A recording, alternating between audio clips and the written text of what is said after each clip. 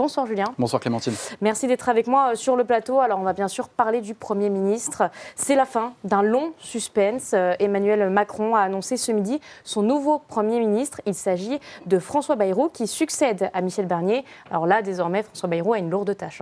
Tout à fait Clémentine, ça y est, après une semaine de spéculation et de doutes, on sait maintenant qui sera à la tête de ce nouveau gouvernement. Tu l'as dit, François Bayrou a été nommé ce midi à Matignon, allié historique d'Emmanuel Macron. Le président du mouvement démocrate va donc remplacer Michel Barnier après sa démission survenue le 4 décembre dernier. La passation a eu lieu sur le tapis rouge de l'Élysée un peu après 17h. Cette nomination n'est pas vraiment une surprise. Avant même que Michel Barnier soit nommé en septembre, son nom était déjà évoqué. Et alors, qu'est-ce qui va se passer désormais après cette nomination, notamment pour le projet de loi des finances qui avait coincé quand même à l'Assemblée, on s'en souvient? Eh bien, ce qu'on peut dire, c'est que François Bayrou aura un temps d'adaptation très réduit. Il devra s'attaquer directement à un chantier d'envergure, le budget pour 2025, avec un calendrier absolument inédit. Emmanuel Macron avait annoncé une loi spéciale permettant de lever l'impôt au 1er janvier prochain et donc d'assurer le fonctionnement des services publics.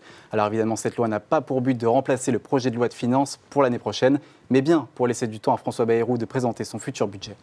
Et comme la semaine dernière, il y a eu beaucoup de réactions au niveau local. On fait le tour un petit peu, notamment en Haute-Marne. Tout à fait. La députée RN de la 2e circonscription de la Haute-Marne n'a pas fait de commentaires spéciaux sur le nom de François Bayrou, mais a prévenu tout de suite les priorités du Rassemblement national doivent être respectées. Je la cite, « François Bayrou est nommé Premier ministre, pas de censure prévue a priori, mais nos lignes rouges restent inchangées, pas d'augmentation d'impôts et préservation du pouvoir d'achat des Français ». Pareil pour le député RN de la 1re circonscription, Christophe Benz. L'important maintenant est de voir le résultat. Voici ce qu'il nous a répondu. Le gouvernement Bayrou ne peut pas être un énième gouvernement Macron car ce ne serait pas conforme à la volonté populaire et aux enseignements des dernières législatives. Et du côté de la Marne et de la Meuse, où là, cette fois-ci, on a un député Lyotte et un député Rassemblement National. Pour la Marne, le député du groupe Liberté Indépendant Outre-mer et Territoire, Charles de Courson, est clair. La priorité, c'est la France. On a échangé avec lui. Voici sa position. Avant de juger, attendons d'abord son programme et sa déclaration de politique générale, ainsi que la composition du gouvernement. Nous jugerons sur pièce. La priorité, c'est la situation du pays. Pour la Meuse, même avis qu'en Haute-Marne, contacté cet après-midi, le député RN de la 1re circonscription de la Meuse a déclaré, comme nous le répétons depuis des mois, pour le Rassemblement national, la question du quoi est bien plus importante que celle du qui. Le nouveau gouvernement sera jugé sur ses actes et non sur ses promesses. Est-ce que c'est possible que François Bayrou soit lui aussi censuré comme l'a été Michel Barnier il y a quelques temps?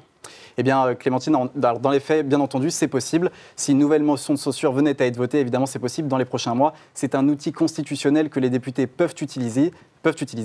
Ceci étant dit, il faut quand même préciser que ce scénario a très peu de chances de se réaliser. Si le nouveau Premier ministre devra affronter l'opposition de l'ensemble des partis de gauche, le Rassemblement national, lui, n'a a priori pas prévu de le censurer. Mais encore une fois, tout peut aller très vite, surtout dans la situation politique actuelle.